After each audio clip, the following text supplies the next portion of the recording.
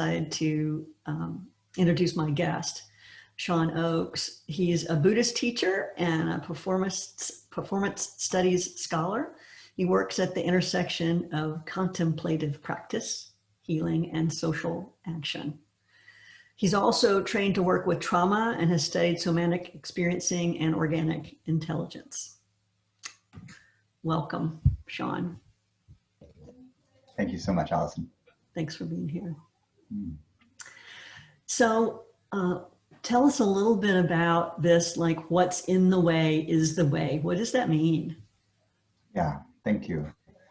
This is a lovely phrase that I first heard from one of my Buddhist teachers, Eugene Cash, maybe 20 years ago or so. And it was in the context of his giving a talk on working with what in meditation practice are sometimes called the hindrances. This is states of mind that get in the way of tranquility, ease, happiness, clear seeing. And the line, I think, is really helpful because it points to the truth, but really like the experiential reality that if I'm on a path to somewhere, I'm trying to get somewhere, I'm trying to heal something or accomplish something, I might think that the path is like a direct set of steps. And then things that come up to block me, to impede the path, are somehow a problem, that they're wrong. You know, oh, it's wrong that I, was trying to, stay up till 5 a.m. to write my dissertation and I got sleepy at 2 a.m. Oh, that's a problem that I got sleepy to be somehow solved, or I'm parenting and it's a problem that my 4-year-old is rude. And of course, we might know this consciously, but the phrase "what's in the way is the way" really reminds us that the path is comprised of everything that happens as I'm working on getting wherever I'm getting. So the obstacle is the path, basically. The path of parenting is not, like a nice smooth, all the parents know this, a nice smooth path, and then the rude child is somehow an interruption of that path, right? Attending to the rude child is the path. In the same way that when I'm meditating, when I'm distracted and I can't settle, becoming skillful in relation to the mind's being distracted, that is the practice of meditation. It's not that distraction is getting in the way of my meditation. Distraction is meditation. And then I have to figure out how to work with that. And I think that it's a beautiful reminder because that's true in everything, right? If you're trying to help somebody get to any goal that they have, the problems that they encounter on the way are the thing to attend with rather than somehow interruptions in the process. Well, I can imagine that when you're working with a client that it's experienced trauma, it could be a little dicey to say what's in the way is the way when the trauma is what's in the way. I'm curious about if or how you go there with them. Well, life is dicey.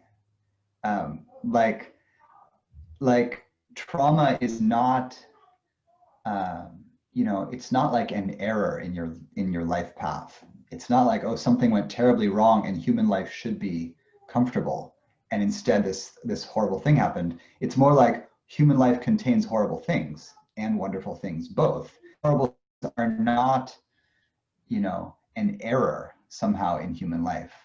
They are the truth of human life. They're the truth of any life. And so the thing that's dicey, and this really gets to this core question that you started off with around, and I'll define trauma in just a moment, which I think can help. But the question of, what to do with or how to attend to or be with trauma in a coaching relationship, which is a kind of counseling relationship, which is a kind of healing relationship. All of these mean that, when trauma symptoms are present, they are the work, whether you want that or not. And that's a piece about, what to do is you can't,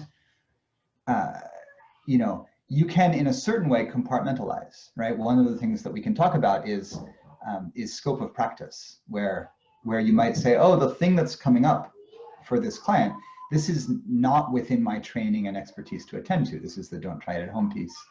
So then you say, oh, this is more the purview of a therapist. In the same way that you might say, you know, if a client comes into you and you're like, how is it working on the things you're working on? And the client is like, oh, I have I found a lump in my armpit. You're like, go to the doctor, right? It's outside your scope of practice to diagnose that. But you know that, right? And in a sense that referring then doesn't need to be stressful. And so part of what I want folks to understand about trauma is that you can have that same sense about trauma, because there's some medical things that, you know, you're not sure. Your client's like, I have a slight sore throat, to pick a one that's very much, you know, up in our lives right now.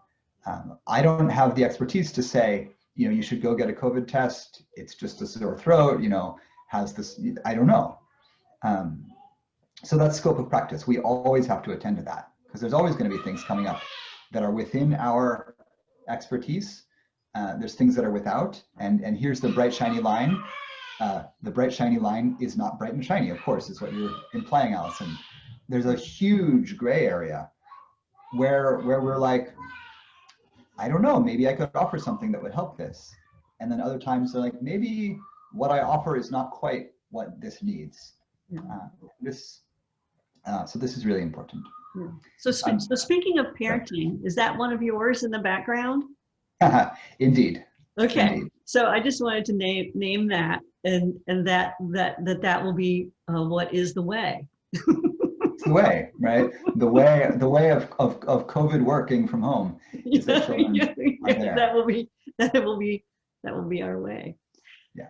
So one of the questions, some of the questions that have come up around working with trauma, and this tease on something you said a moment ago, which is around if trauma symptoms are showing up, like that's what gets attended to. So I'm curious if you could talk a little bit about maybe the subtler indications of trauma.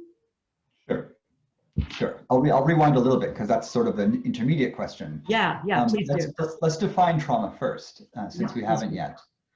The way that I use the word, trauma refers to the symptoms in the present moment that are connected to a misfortune in the past.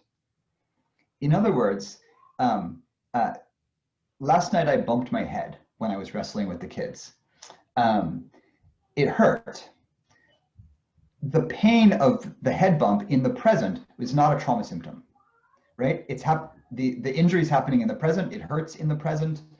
My reaction to it is present moment. That's not trauma. But when I get startled and I get, my head bonked or something, one thing that my system does is I get mad. You know, I have a little bit like, oh, why did that happen? You know, and that can be, I won't say is, but can be a trauma symptom, because in a way, the thing that I will look for to try to distinguish essentially what's an appropriate response to the present, you know, like the pandemic and fire season are stressful for me. They're stressful for everybody, right? That's an appropriate response in the present. That is not necessarily a trauma symptom. That's stress.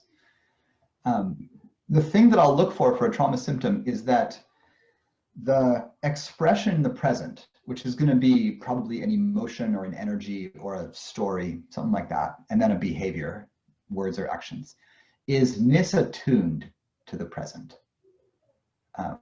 So like, you know, I really don't like mosquitoes. A mosquito buzzes around my head. If my response to the mosquito is, oh, there's a mosquito buzzing around my head, and I do what I do as a sort of nerdy Buddhist, which is I turn on the lights and I catch the mosquito in a little cup and paper and I take it outside, you know, which is kind of just funny. And I chase mosquitoes around the bedroom, you know, I did that last night. If my response is relatively attuned to the amount of threat that a mosquito is, then I wouldn't call it a trauma symptom. It's an appropriate response. I don't like being bitten. I don't like my kid being bitten because then he complains all day. So I catch the mosquito and I put it out. If my response to the present is misattuned, right? If I hear the whine of the mosquito and I like fly into a rage, I'm like, damn mosquitoes, I'm smashing things around, you know, breaking the lamps. That's misattuned, right? We would say that's an out of proportion response. Or if like mosquitoes come and I go into like I collapse into like, oh, I'll never be comfortable. This is just, my life is terrible, you know. That's out of proportion to the mosquito. And so one of the signs, one of the symptoms of trauma that you can generalize in a lot of ways is that the present moment symptom is misattuned to the present moment experience. So then when I see that, the thing that I think about as a counselor or teacher or guide to someone is, oh, this person's nervous system, and this is really a nervous system thing. The nervous system is responding to something that is not actually happening, right? It's like, oh, this person is flying into a rage over a mosquito. There's more rage here than the mosquito deserves. Therefore, that rage is left over from something. You know, and then if I was in a counseling session and someone was like, oh, there was a mosquito last night, I always got so mad. I might say, can you feel that anger? And then, you know, I might ask any number of questions. I might say, is this really familiar to you? And I'm going to expect that they're going to say yes. You know, I'm going to be like, oh, does this happen a lot when something's happening and you're just like enraged? And if they have a bit of self-reflection or mindfulness, I bet they're going to say, oh yeah, this is what I do, you know, and I know this about myself. I'm like, oh yeah, I get mad. It's my, you know. And in that sense, our personalities are all going to have these tics in them, some of which are trauma symptoms, because we've all been hurt in the past, right? And so, you know, maybe it's an attachment system thing where like I make friends really slowly, or it takes me a long time to trust somebody, or I get attached really intensely in a way that again is misattuned to what's really happening. You know, I make a new friend, we've kind of been hanging out for a couple of weeks, you know, and for some people it might be like, oh yeah, I have a new friend, that's wonderful. But maybe I get like hyper attached and I hang on their every text. I would call that, you know, in some ways a trauma symptom, because the attachment is misattuned to the present moment situation. And then, you know, if I was in counseling or guiding someone, I might be like, oh, can you feel the intensity with which you're engaging in this? Is that familiar? How far back in your life does this go? Does this remind you of other relationships? And it's going to be historical. And again, for things that are relationship and attachment, I'm going to expect that if we dig, and again, that's a therapeutic thing, you may or may not do that in coaching, but that if we dig, we will, you know, we'll get to family of origin and we'll get to, you know, kind of the 0 to 5 years kind of range, which is when attachment patterns get set, you know. So I think I hear you say is that when our clients show up and in the moment of, say, a coaching session, they're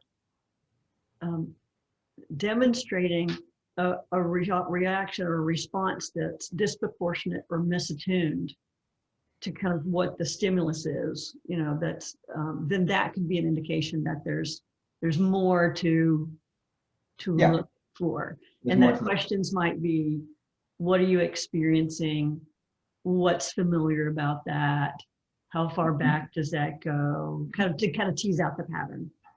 And all of those questions are going to be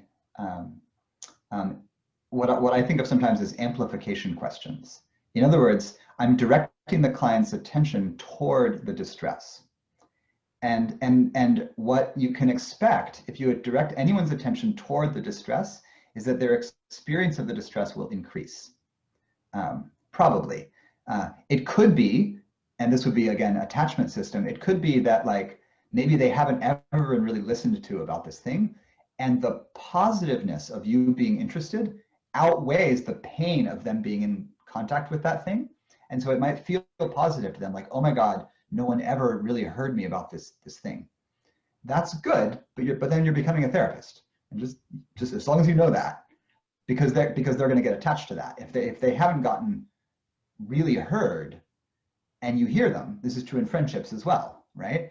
If someone hasn't really been held in an old distress, and you're willing to do that, you become special in their nervous system. And so Yeah. then that's just something to know. That's, you know, where transference happens. But yeah, misattuned or disproportionate reactivity, either in the positive or negative, can be a sign that there's more here than meets the eye. There's old conditions at play.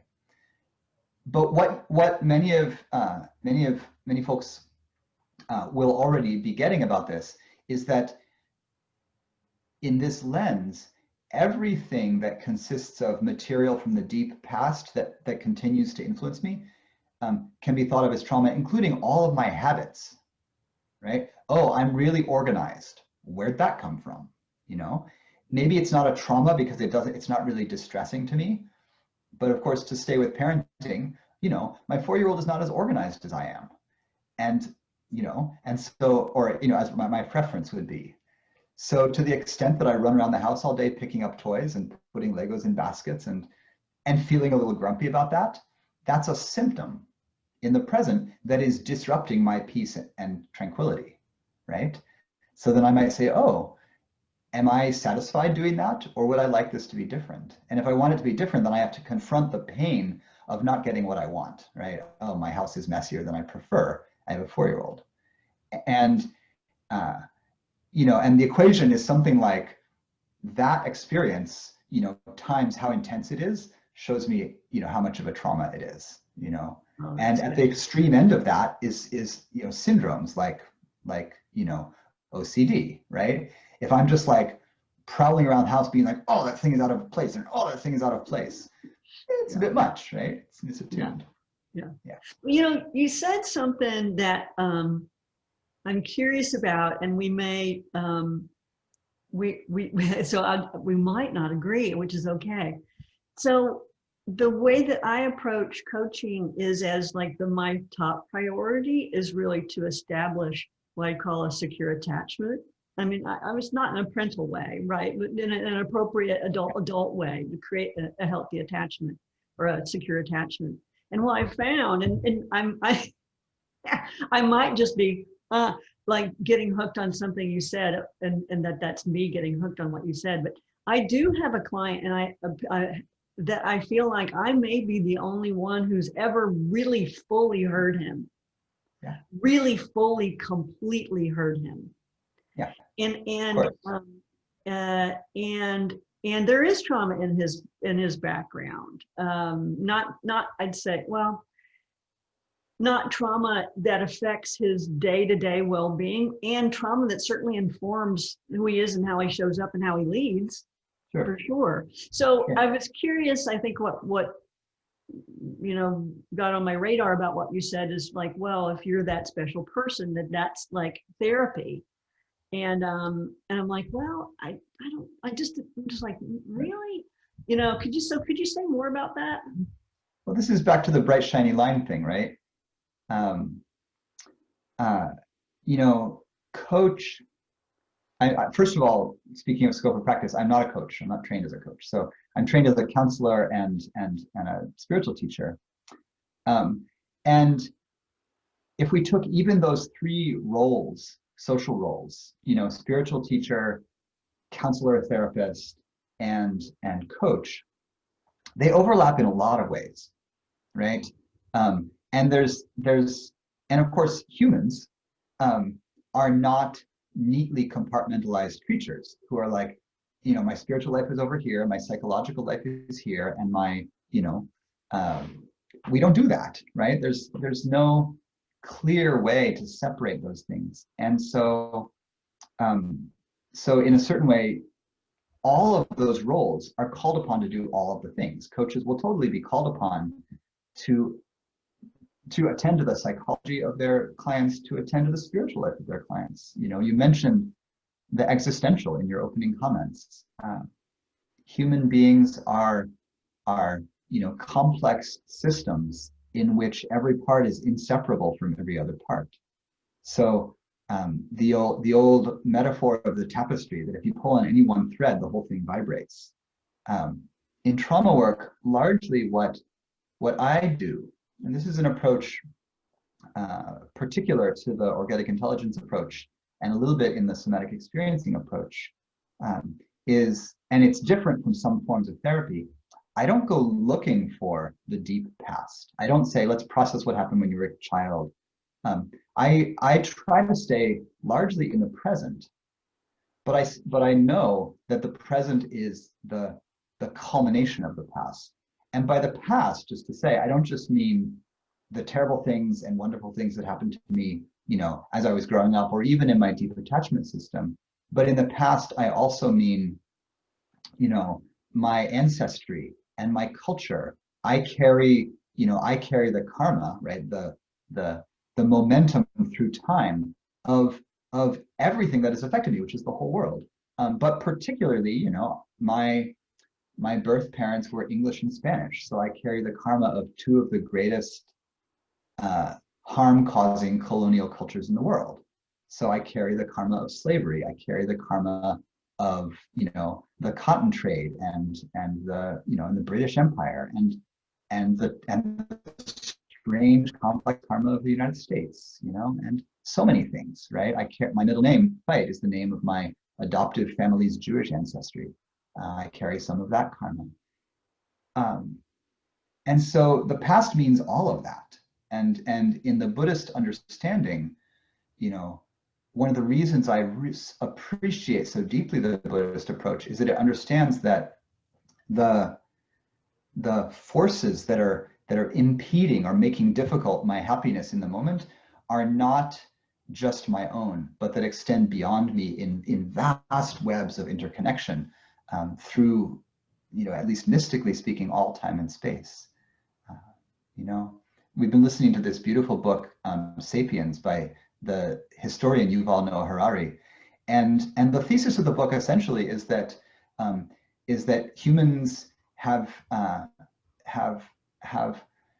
been doing some of the same kinds of things, particularly being greedy and violent, not just back through recorded history and not just back to the beginning of agriculture, but all the way back to when there were many human species on the planet, and our particular group of hairless apes, the sapiens, were particularly brilliant and violent, and caused the extinction of all of the old megafauna, the huge mammals, because we ate them, and all of the other human species like the Neanderthals that we coexisted with, but we were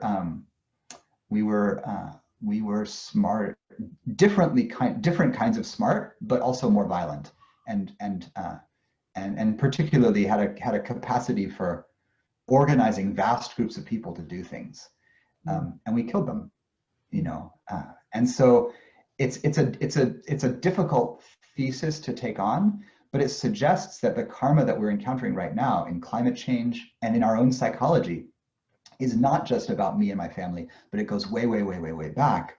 Mm-hmm. And the hope with this is actually that this is encouraging, right? Because it actually means that we're profoundly interconnected with each other and with the earth, and that the way that we think and move is more complex, but also more integrated than we think. So everything coming up is trauma.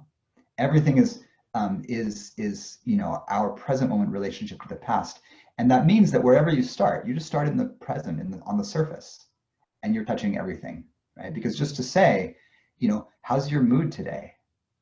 That's a thread of the tapestry, and if you pull hard enough on anyone's mood, you're going to get all the way back, Yeah. So there's no bright shiny line at all. The thing then that we have to look for is not definitions like I can or can't attend to this, but really scope of practice. Do I have the skill to attend to this? Yeah. Whatever's coming up. That's I think that might give our participants here enough to kind of take purchase in. So if you've got questions that you'd like to ask, feel free to raise your virtual hand. That's under the participants button. You can put your question in the chat box, or if you have, like, you are really clear on what your bright and shiny line is, and this is coaching and this is therapy, we'd love to hear that too. So Sarah, what, if anything, is there in the chat box that we should attend to? Yeah, Trisha is asking, so epigenetics and karma, are they the same or related? Love that. It's a great question. First of all, uh, let's go with related, not because I can give a clear definition of how they're related, but because they're terms from radically different cultures on other sides of the world with different philosophical backgrounds. So karma in the Buddhist sense, and just to say, this is different from how it's used in Hinduism. So there's already difference in how that word is used just within South Asia.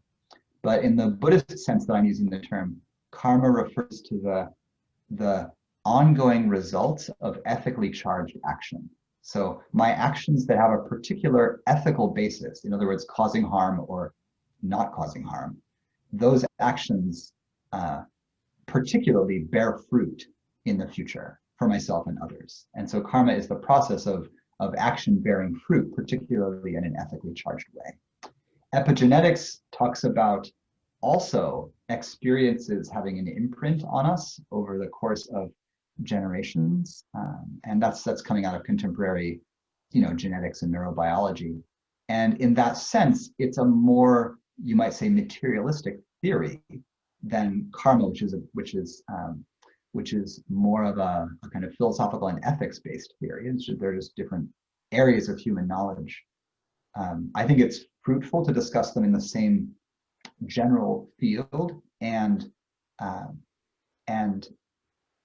cross-cultural comparison is always more complex than it seems, because any point of comparison that you make, you have to define all the terms, and the terms are not the same. They're not coming from the same basic viewpoint. Like karma assumes, in the Buddhist context, that each of us is the culmination in the present of an infinitely long series of rebirths in which ethically charged action unfolds in many, many different bodies over the course of time. Modern European theory doesn't hold that view, but might hold, the idea of genetics as the thing that passes on. Maybe if we were chatting late at night, over a glass of wine under the stars, I might say like, dude, those are the same things. But to be more precise, only generalizations can be offered cross-culturally. Yeah, that's great. Sarah, any other questions before we continue? Yeah, Jeannie McKay, she's working right now with veterans and families with PTSD diagnosis. And she's wondering if we would be able to recommend any resources, books, or anything like that would help those families and the relationships that are suffering with that. Yeah. Jeannie, blessings to you and to your clients, of course. There are lovely resources for working with vets. There's folks both in both of the lineages that I'm connected with, somatic experiencing and organic intelligence, where there's been work with vets with PTSD. So you can find both of those. And of course, there's been mainstream trauma work as it was developing in the late 20th century, primarily focused on combat veterans. Really, the definition of trauma arose in discussions of folks coming back from combat and folks recovering from sexual assault. And those two streams of horrific experience really led to the modern definitions of trauma.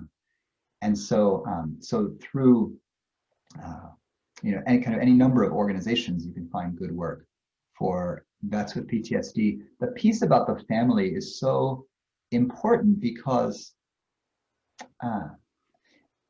in this sense that we are complex systems where our different parts are inseparable from each other, one member of let's say, a troop of Marines, in a certain battle situation may come out with a certain kind of PTSD, from the horrific events of that battle. Another member of the same troop may come out with radically different symptoms from the same situation because, of course, they have a radically different background.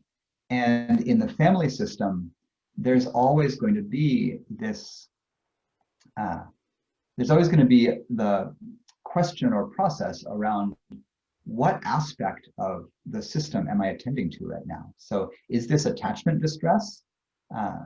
Is attachment distress compounding, the combat stress? When there's a given symptom like, insomnia, let's say, or panic attacks, what is that exactly coming from, right? And when working with trauma very directly, like in a therapeutic way, different interventions may be chosen depending on where the therapist or counselor thinks the trauma is rooted, right? So if I think that the thing that's making the symptom particularly intolerable in the present is rooted in the attachment system, I might, as you were saying, Allison, I might focus on building a more secure attachment in the coach-client, therapist-client relationship. If I think that the symptom is really connected to like a particular experience in combat, I might attend to something else. I might go in, in relation to image or work through that memory or attend to, feelings in the body differently, depending on where I think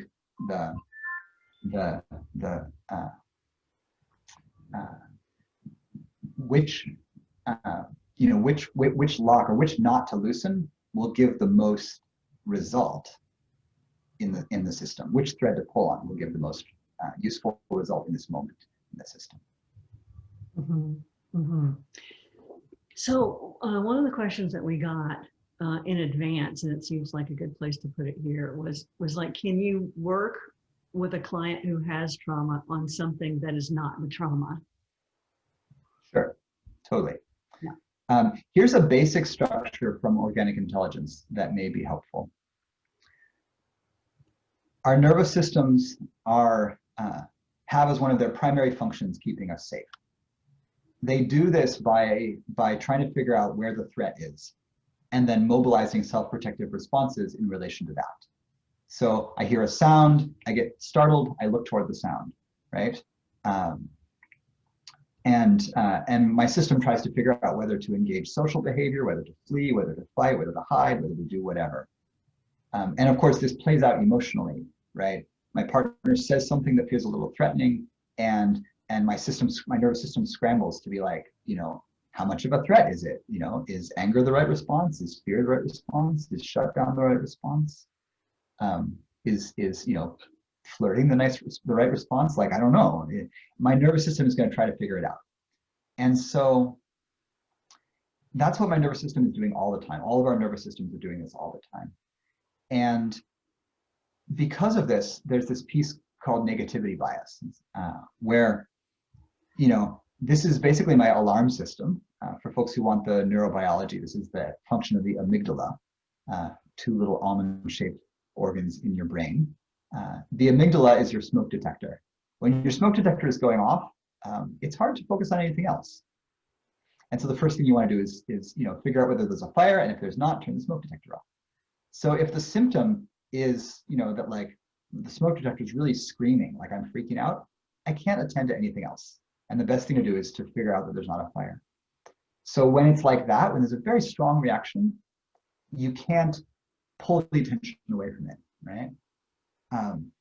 When the reaction's a little less strong though, if I'm like, oh, I'm getting a little upset by this, this direction the conversation is going, sometimes you can say, especially if you know the client well, you might be like, oh, this is what happens when a certain kind of sensitive material comes up, right? And the person's like, yeah, I never like talking about such and such that. Then we know the smoke detector is going on. Their system is saying, this, and I'm having a reaction. And you can say, okay, let's just, set that aside for now then. And, tell me something like, you're working from home. Does it feel good to work from home? Like, what's beautiful in your environment right now? In other words, turn your attention to something else. And this was really the big insight that underlies the organic intelligence system, which is that directing attention to the distress tends to amplify the feeling of distress, as I said, and that it can be helpful then to direct attention away from the distress in a skillful way. This is not repressing or denying. And sometimes you have to be skillful with your language because people are attached to their distress. And so, to say, absolutely, it's totally understandable that, when we start talking about whatever it is for you, that your system, starts freaking out. Let's just understand that, bow with that lovingly, and let's take a moment and direct your attention to something else. Let's talk about something else. And if you have rapport with a person, you can just be like,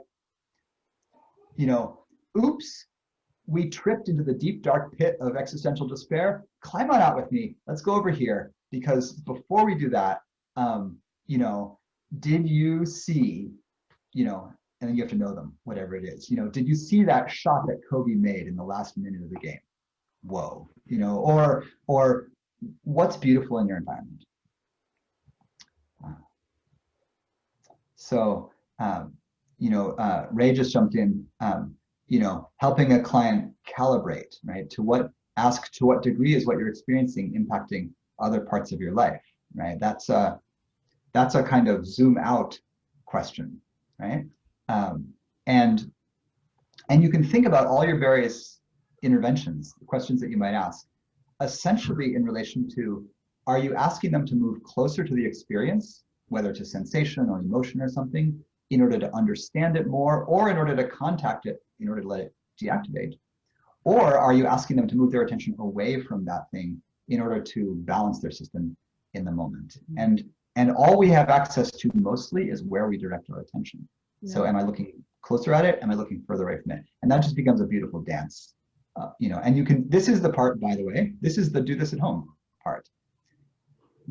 The practice for being at home for all of us is where is my attention in the moment? So like I can hear my kid playing over there. If my attention is entirely with that, I'll be distracted from this. And that's not very pleasant, right? Maybe I may be like, oh, am I worried about that? Right? Part of what I do, how I compartmentalize is I kind of say like, that's okay, right? His mama is there, they're fine, right? If I can do that, I might be like, oh yeah, this is not a trauma symptom in this moment. I'm fine, I can do it. Like, they're good. My practice then is to direct my attention, and the training in meditation, like a training in focus of many kinds, is to learn how to direct my attention skillfully. Mm-hmm. Folks in the chat are discussing ACE, the ACE studies. This is adverse childhood experiences. This was a big, longitudinal, very, very deep, beautiful study on how adverse childhood experience affects adults, and it's tremendously helpful. So folks can look that up. Yeah. Go ahead, Allison. No, it's all good. So what I hear you saying is, coaches can work with someone who experiences trauma about something other than the trauma. And if the trauma, like if the smoke alarms start to go off, the coach can help, perhaps redirect the focus to something that's not about the smoke, and then can potentially come back at some point and either work not with the trauma or talk about, or I'm mirroring, gosh, that was a significant reaction you had back there, and then determine whether or not they want to, if they feel qualified to work with that, or if they want to refer that. Is that? Yeah, totally. And, in a sense, modern life is stressful, right? And stress is a smoke alarm. So a lot of us have a low-level smoke alarm going on all the time, and I live in California fire country, so I have an actual smoke alarm going on, every single day we check the air quality index. But so it's,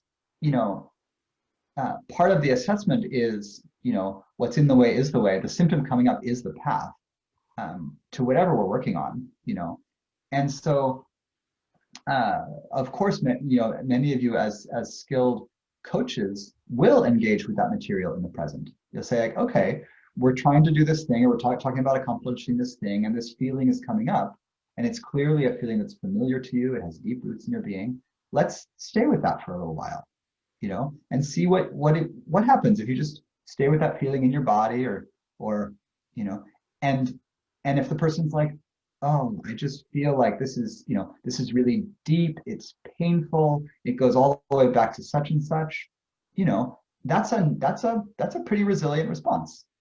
And so then you could be like, great, let's just stay with it for a little bit, and we're just here to understand. You don't have to do anything, you know. And what we're looking for is that this is really the sign that I can stay with something. Is the feeling is available to me without overwhelm. So if a client or myself, if I'm working alone, if I can feel a piece of distress or upset, and I don't like spin out into story or leave my body somehow into freak out, then the path is to feel it. And you know, another one of the beautiful slogans nowadays, it's particularly nice because it rhymes, is feel it to heal it.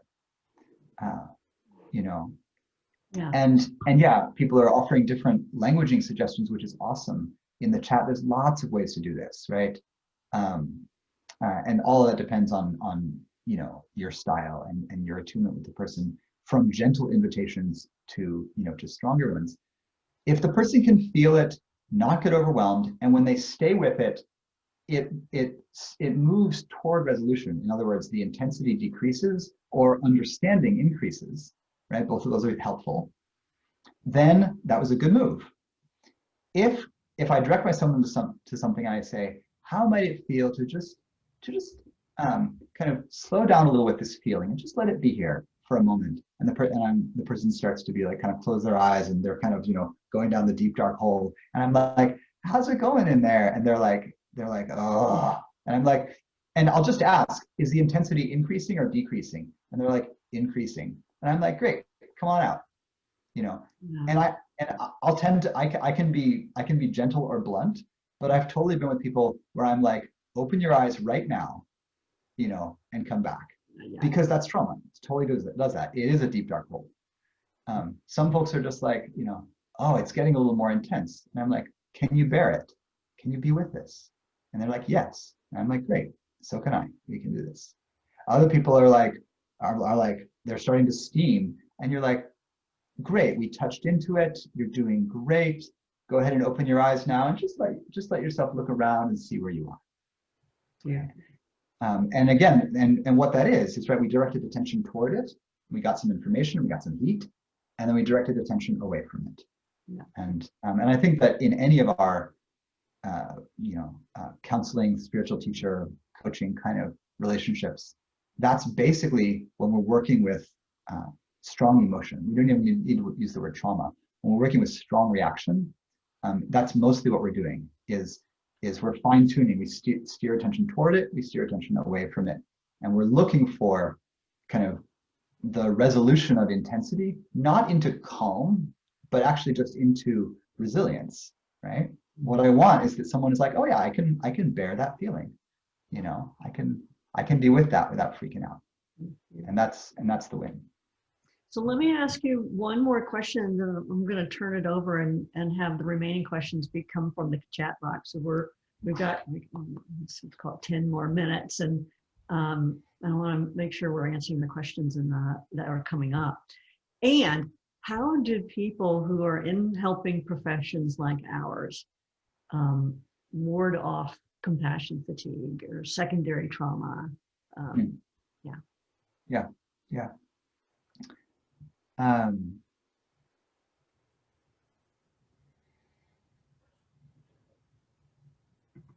In a way, the answer that I most want to give is subtle, so I'll just give it, which is that if we as individuals think that it's our job, or that it's even possible to hold or carry or contain or in any way take on the distress that we're seeing in front of us, and this can be in a client or in the news for that matter, we will crumble. None of us as individuals can hold that. We can barely hold our own pain, right? Much less all the people that we work with, much less all the stories of distress in the world.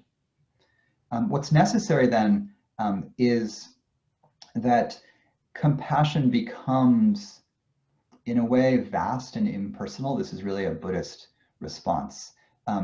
The teacher that understands that every life on the planet is marked by distress, and that they can be in relation with that distress in a kind of like, this is reality way, without crumbling themselves. The teacher becomes empty in a certain way, or if you don't like that word, you could say open, the way they say, if you want to tame a wild horse, give them a very large pasture. When I'm sitting in front of a client that's distressed, if I'm getting worried, what I'm doing is taking it on. And it's not my role to do so, actually. I haven't been given consent, we might say, to take that on. I'm not their mother, father, partner, spouse, child, whatever, spiritual teacher. And even if I am their spiritual teacher, I can't take that on, right? People would ask the Buddha, you're so powerful, can you take away the suffering of people? And he would say, no, I can teach you a path, but you have to walk it yourself. So empathy fatigue or compassion fatigue is itself a symptom, and I would probably say that it's an attachment symptom. Ultimately, were you the child that felt like you had to hold everything together for the whole family? That is going to have to be worked with. Do I feel like my care for the planet in relation to climate is something that I have to carry personally? That will crumble me, right? That will break me, because I can't. That's for 8 billion of us humans and all the rest of the animals and spirit beings that are here to carry together.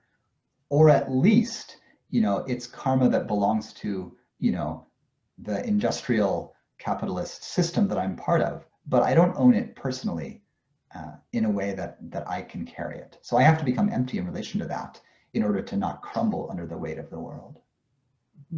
Beautiful.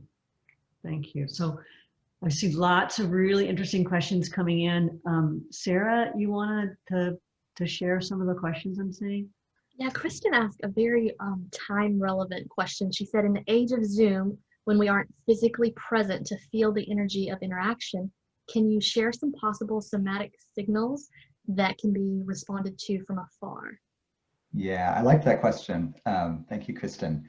I saw that come by as well. Some of the visible somatic signals, and somatic work is hard over Zoom. We're all trying to figure that out. Because like very often what I look for, I'm talking to someone, I look at their hands and their feet and what they're doing. I look at if their feet are vibrating or their posture. And when you can only see people from here up, it's hard to notice that. So what you have accessible, besides subtle intuition, which you have as well, but directly for those that are more literal among us, you have an image of the face. One thing that Zoom is wonderful for, actually, is that you have a very close-up image of the face that's actually closer than if we were sitting in therapy chairs opposite from each other. And so some somatic signals are things like changes in coloration. So did they get flushed? So some heat rising, or are they feeling a little pale? Looking a little pale, you can see that. Those can be markers of physiological changes in the nervous system. Do you see, you can see the breath, right? If you kind of learn how to see it, right? You can watch the neck for the breath, you can watch rise and fall. Is their breath getting shorter or longer? Sometimes you can see the heartbeat in the side of the neck. And in organic intelligence work, we'll actually practice seeing. This is a little subtle. I can sometimes do this over Zoom with folks and sometimes not. But you can actually see the breath and the heart rate, and this is like, look this up, because I'm not going to go into it now. There's more information for later. But the relationship between breath and heart rate, they have a relationship, and when that relationship gets off, that's also a sign of activation. So you can look at breath, heart rate, coloration. You can look at subtle movement, so little twitches. So, someone kind of is always doing this. That a little like shoulder tick. That might be, I might just log that for later, but part of what I log is like, oh, is that related to like an old self-protective gesture that might want to come through that's been, that's incomplete from a long time before. This is really somatic experiencing material, so you can find material on this. Self-protective motor responses will come out as little ticks. It's almost like the system is trying to do something, and all it's got left is this, but it's trying. So I'll notice that. You can notice, the last thing I'll say is you can notice bilateral asymmetry. So a sign of the nervous system being healthy is bilateral symmetry between the eyes and the face, in the face. And so if you see someone where there's like one eye is more open, or there's a kind of non-structural asymmetry, you can just wonder and say, oh, how are you feeling?